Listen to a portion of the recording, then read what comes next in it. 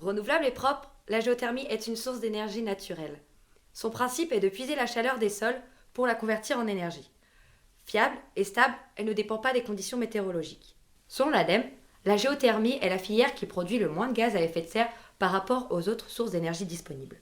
C'est donc une source d'énergie pleine de promesses qui pourrait trouver sa place dans le mix énergétique. Depuis plusieurs années, la géothermie profonde en Alsace fait débat. Entre 2019 et 2021, plusieurs séismes ont été observés aux alentours de Strasbourg. Malgré son potentiel, les incidents répétés divisent l'opinion publique. Après un premier épisode sismique sur la commune de Vendenheim en novembre 2019, des questionnements autour de l'exploitation géothermique dans la région émergent. Pour mieux comprendre cette controverse, nous avons rencontré Christine Emlich, docteur en sciences de la Terre et de l'environnement. Que s'est-il passé à Vendenheim ? Alors à Vendenheim, donc, il y a eu plusieurs séismes. Ce qui a été établi, c'est que l'industriel n'avait pas une connaissance assez approfondie du sous-sol. Et en fait, les deux forages n'étaient pas connectés. En tout cas, ils ont dépassé aussi la pression d'injection. Et en Alsace, il y a une limitation à 100 bars de cette surpression. Il y a au moins eu une fois où c'était de l'ordre de 150 bars. Une mauvaise connaissance du sous-sol, donc un mauvais dispositif et un forçage de la circulation. Le forage géothermique de Vendenheim a induit 19 séismes de magnitude situés entre 2 et 3,9 sur l'échelle de Richter. Des études sur ces événements inhabituels suggèrent que l'exploitant Foroche s'est précipité et a pris trop de risques.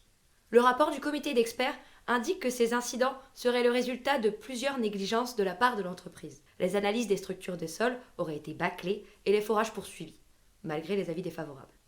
Des collectifs citoyens se montent. Ils pointent les risques de séisme et de pollution des eaux. Pour les associations, une exploitation pérenne et sécurisée de la géothermie n'est pas réaliste. Suite aux retombées médiatiques de ces événements, la préfecture du Bas-Rhin ordonne l'arrêt total de toute exploitation géothermique profonde en décembre 2020. La géothermie comporte-t-elle des risques ?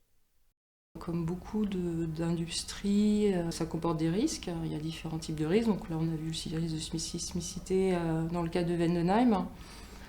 Il peut y avoir des risques de pollution. Tout dépend de la manière dont c'est géré aussi. Quelles sont les mesures qui sont mises en place pour éviter les risques ? Qu'est-ce qui est fait pour les contrôler ? Est-ce qu'il y a des alertes en place pour éviter qu'une situation se dégrade ou pas. Dans ce que j'ai vu de la géothermie, il y a quand même des procédures qui sont mises en place pour justement éviter les risques. Et dans les cas où il y a eu des problèmes, ces procédures n'étaient pas respectées. Donc du coup, de ce côté-ci, c'est plutôt rassurant. Comme toute activité industrielle, la géothermie s'accompagne forcément d'impacts. Nuisances, menaces pour l'homme et risques pour l'environnement. Deux solutions se présentent pour les pouvoirs publics. Un abandon total des exploitations ou la maîtrise du risque à un niveau acceptable aux yeux de la population. Quelles sont les solutions envisageables pour limiter les risques ? C'est toutes les procédures de surveillance et puis aussi, il y a aussi la surveillance de déformation lente qui aussi est monitorée.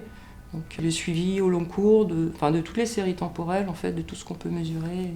Et pour l'industriel, de bien connaître ce qui se passe, de savoir réagir quand il y a la pression qui se modifie, quand il y a différents éléments qui, s'ils sont étudiés, devraient permettre de savoir qu'il y a un problème qui se passe. Après, le problème, c'est que c'est pas toujours analysé, étudié. Voilà. Un projet d'une telle envergure nécessite d'être surveillé par des experts.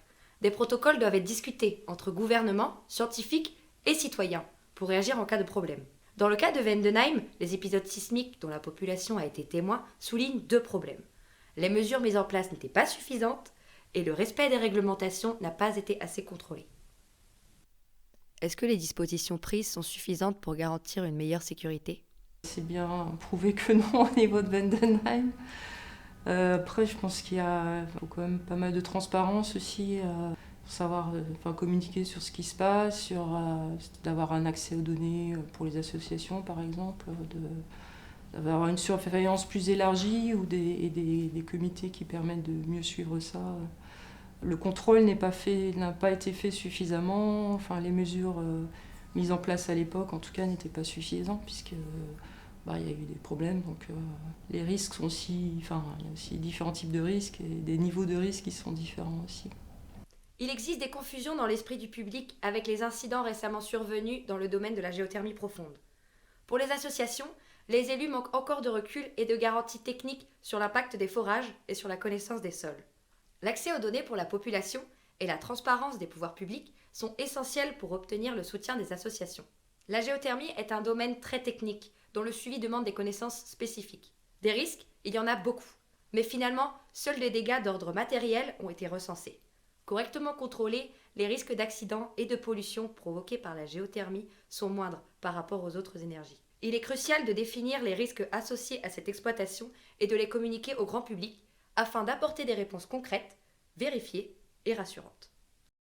Avant ces secousses, nous avons surtout eu des débats avec les élus et nous l'aurons ce vendredi avec les citoyens pour comprendre ce qui s'est passé. Tous les autres outils, les autres énergies renouvelables sont à mobiliser. Faisons d'abord le point sur ce site et regardons le potentiel de la géothermie en général. Si le risque zéro n'existe pas, la géothermie reste une technologie en pleine évolution.